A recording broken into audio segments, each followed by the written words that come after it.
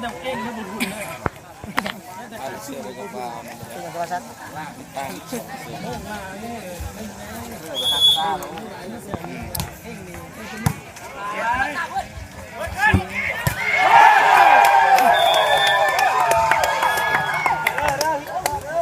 เวลาตีคันว่าเขาบล็อกสูงตีติดมือเขาออกเลยจริงไม่จะแต้มก่อนบอกน่ะตีให้เลยตีให้ติดมือหลายเดือนหักเลยเสื้องานไม่กินแล้วบล็อกกินแล้วแม่บาทนะโอ้ย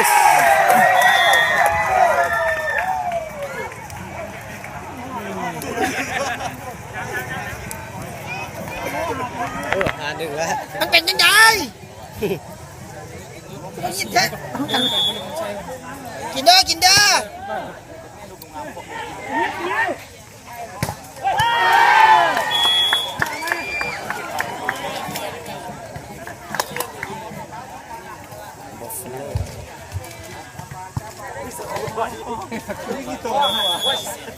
จะพูดอะไรอีก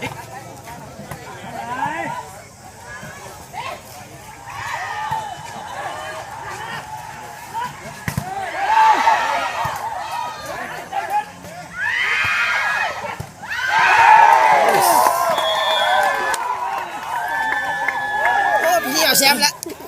สภาพกันเห็นไหมโอ้พี่เอาแชมป์แล้วนี่เห็นดูนะแม่มากันปีกายไม่ใช่ชั้นที่สองพี่เอาแชมป์แล้วได้ปีนี้แล้วปีอะไรกันที่สองเลยเก่งหลาย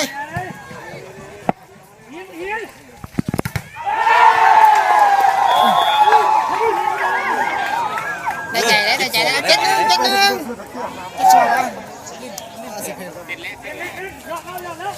เขาบอกให้ถ่ายช็อตสุดให้สิถ่ายทุกคนนำใส่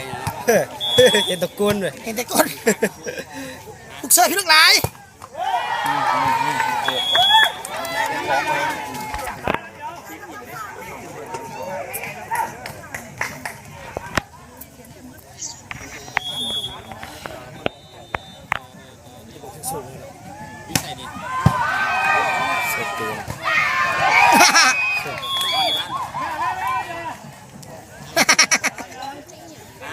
เช็ดสียืดจำนางเนาะจะดู